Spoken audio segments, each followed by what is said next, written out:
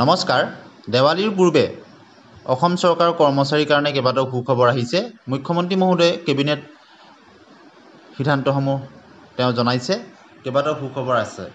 প্ৰথম খবৰটো ছাত্ৰ ছাত্ৰীসকলৰ ক্ষেত্ৰত উৎসাহ যোগানৰ কাৰণে নৱম শ্ৰেণীৰ ছাত্ৰ ছাত্ৰীৰ মাজত চাইকেল ক্ৰয়ত অনুমোদন জনাইছে। লগতে প্ৰজ্ঞান ভাৰতী আঁচনিৰ অধীনত বিত্তীয় আবণ্টন জনাইছে আৰু অস্থায়ী কৰ্মচাৰীৰ বাবে বৰ্ধিত দৰমহা।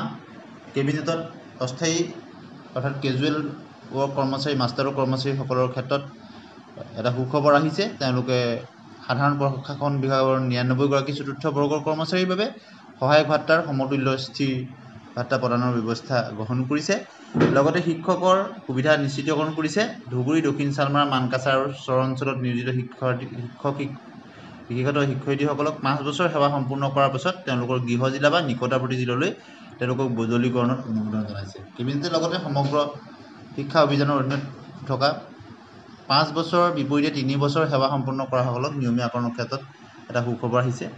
আৰু ৰাজ্যিক কৰ্মচাৰীৰ ভৱিষ্যত সুৰক্ষাৰ ক্ষেত্ৰত কেবিনেটে কেন্দ্ৰীয় চৰকাৰে যি ইউনিফাইড পেঞ্চন আঁচনি, সেই ইউনিফাইড পেঞ্চন আঁচনিৰ প্ৰৱৰ্তনত অনুমোদন জনাইছে। অসম চৰকাৰৰ কৰ্মচাৰীৰ ক্ষেত্ৰত সেৱাকাল সম্পূৰ্ণ হোৱাৰ পাছত বা স্বেচ্ছাই অৱসৰ লোৱাৰ পাছত কৰ্মচাৰীসকলে নিশ্চিত পৰিশোধ তেওঁলোকে এতিয়া লাভ কৰিব।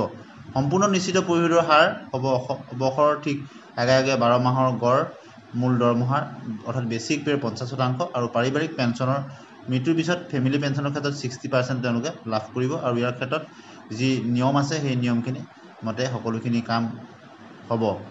লগতে অৰুণোদয় 3 সম্প্ৰসাৰণ কৰিছে 3.0G।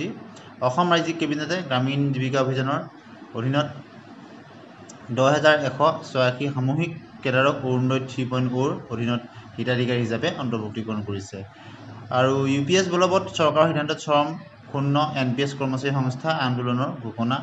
গতিকে তেওঁলোক সুখী হোৱা নাই এই সিদ্ধান্তত চৰকাৰ। তেওঁলোকে ইয়াৰ OPSৰ দাবীত তেওঁলোক দাবী জনাইছে।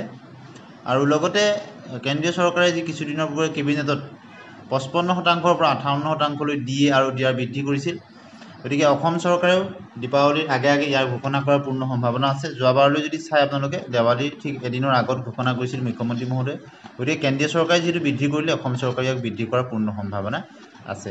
গতিকে দীপাৱলীৰ আগতে অসম চৰকাৰৰ কৰ্মচাৰীৰ ক্ষেত্ৰত ইউনিফাইড পেঞ্চন স্কিমকে ধৰি কেইবাটাও সুখবৰ আহিল। ধন্যবাদ।